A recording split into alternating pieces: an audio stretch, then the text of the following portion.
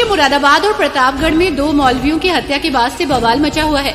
ऐसे में अब इसे लेकर AIMIM के अध्यक्ष असदुद्दीन ओवैसी ने इन हत्याओं पर सवाल उठाए हैं।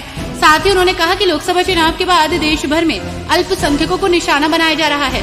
ओवैसी ने आरोप लगाया कि हाल के लोकसभा चुनाव परिणामों के बाद देश के विभिन्न हिस्सों में अल्पसंख्यकों पर हमलों में चिंताजनक वृद्धि हुई है।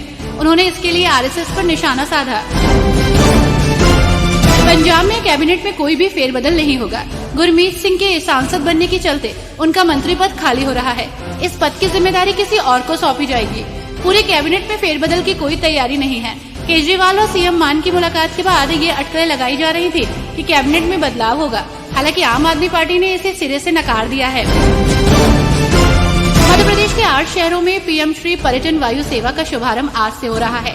हवाई यात्रा के रूट में जबलपुर, भोपाल, इंदौर, रीवा, उज्जैन, ग्वालियर, सिंगरौली और खजुराहो को शामिल किया गया है। हालांकि पहले चरण में इसकी शुरुआत आज से जबलपुर, भोपाल, जबलपुर, रीवा और रीवा सिंगरौली के बीच हवाई यात्रा शुरू हो गई है।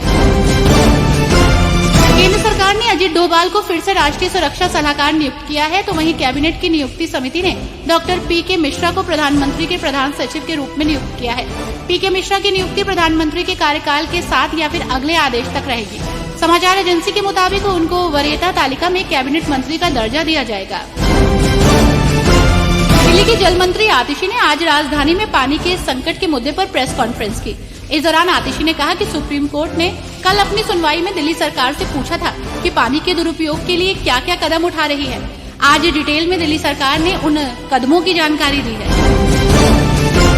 केंद्र सरकार के विकसित भारत मिशन अंतर्गत विकसित राजस्थान 2047 अभियान के तहत जनजाति उपयोजना क्षेत्र का विजन दस्तावेज तैयार करने को लेकर बैठक हुई। इसी में विकसित राजस्थान अभियान के तहत प्रदेश में 14 सेक्टर तय किए गए। इसमें सामाजिक संरक्षण के तहत जनजाति कल्याण को शामिल किया गया।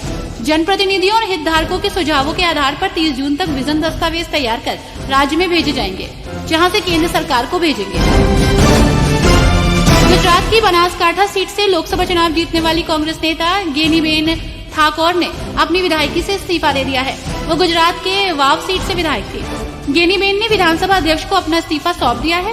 आपको बता दें कि गेनीबेन गुजरात से कांग्रेस की एकमात्र लोकसभा सांसद है। हरियाणा के सिरसा से कांग्रेस सांसद कुमारी शैलजा ने राज्य में इसी साल होने वाले विधानसभा चुनाव को लेकर बड़ा दावा किया। कुमारी शैलजा ने प्रदेश में होने वाली विधानसभा चुनाव को लेकर दावा किया कि कांग्रेस की सरकार बनना तय है। कांग्रेस नेता ने कहा कि प्रदेश की जनता बदलाव चाहती है और आगामी विधानसभा चुनाव में हरियाणा में उनकी पार्टी की सरकार बनना तय है।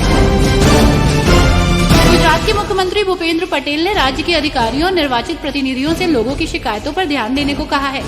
इसके साथ ही उन्होंने कहा कि राज्य में कहीं भी हो रहे अवैध निर्माणों पर तुरंत रोक लगाई जाए। भूपेंद्र पटेल ने इस दौरान राजकोट के गेम जोन में लगी आग का भी जिक्र किया, जिसमें 27 लोगों की मौत हो गई थी। सिन्नेगुट की शिवसेना ने महाराष्ट्र विधान परिषद चुनाव में मुंबई टीचर्स सीट से अपने प्रत्याशी की घोषणा कर दी है। इसके साथ ही वो अपनी सहयोगी बीजेपी के साथ फ्रेंडली फाइट को तैयार है।